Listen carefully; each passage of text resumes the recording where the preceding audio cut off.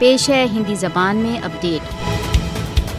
بھارت دوارا अवैध रूप से अधिकृत जम्मू कश्मीर में भारतीय कार्रवाइयों को निश्चित ही हिंसक, रक्तपात तथा मानवीयता के विरुद्ध अपराध तथा अंतर्राष्ट्रीय कानूनों के अंतर्गत युद्ध अपराधों के रूप में परिभाषित किया जा सकता है। मोदी शासन ने 5 अगस्त 2019 के पश्चात से भारत द्वारा अवैध रूप से अधिकृत जम्मू कश्मीर में अपने राज्य आतंकवाद में वृद्धि कर दी है। भारत ने आर्टिकल 370 के बहिष्कार के पश्चात भारत द्वारा अवैध रूप से अधिकृत जम्मू कश्मीर को यथार्थ में एक खुले कारावास में बदल दिया है। 5 अगस्त 2019 के पश्चात भारत द्वारा कश्मीरियों के मूल अधिकार, स्वतंत्रता के अधिकारों को छीन लिया गया है। भारत द्वारा अवैध रूप से अधिकृत जम्मू कश्मीर में भारतीय सशस्त्र बल टॉर्चर, अपहरण तथा कारकुनों, पत्रकारों व नागरिकों की हत्याओं के लिए उत्तरदायी है। भारत द्वारा अवैध रूप से अधिकृत जम्मू कश्मीर में भारतीय सशस्त्र बलों द्वारा झूठे मुकाबलों में कश्मीरी युवकों की हत्या